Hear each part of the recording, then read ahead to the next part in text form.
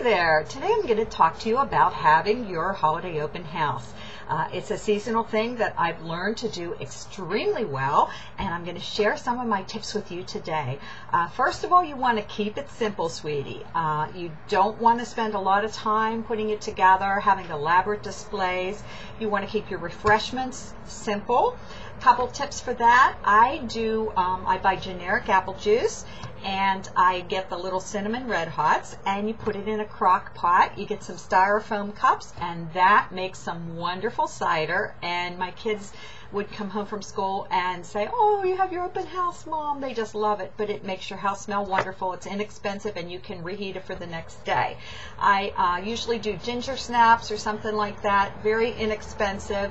You don't want to spend a lot of time or energy on your snacks.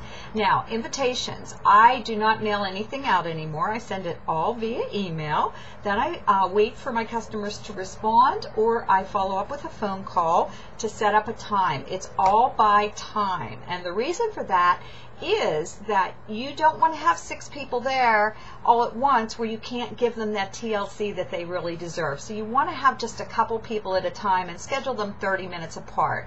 That would be a good time to do that.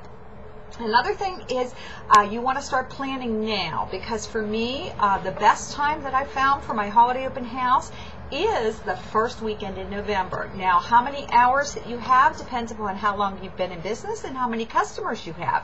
If you're fairly new, you can do this with another power partner, either another person in your same company or a non-competitive company. But be careful when you're combining different companies, because sometimes you're competing for the same dollar, and you don't want to do that.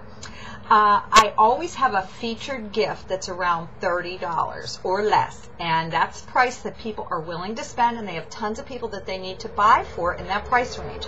Now this year I am doing our Winterberry set and our Vanilla set as my featured product, and thank you to my Mary Kay girlfriend Pamela Swan for this packaging idea. This is a beautiful box that you can get from Nashville Wraps. It's very inexpensive, and it takes about a yard of tulle to tie it shut. And I'm going to open it up and show you what we have in here. This is the Winterberry set, and it has the actual bag in the bottom, followed by some shred, and then the actual products. And this is a very, very nice presentation. This box will work with either the Winterberry or the Vanilla. And if you choose to go this route, remember you want to add on the extra $1 or so for packaging, and you're still going to keep it under $30. So you can email me for the information on this, and I'm trying to give you a really good look at that. Another thing is you want to make sure that you have these in stock, because they are limited edition.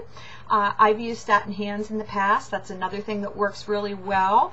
You can package it up really nicely, and the key to that is finding a bow that's complementary to the peach.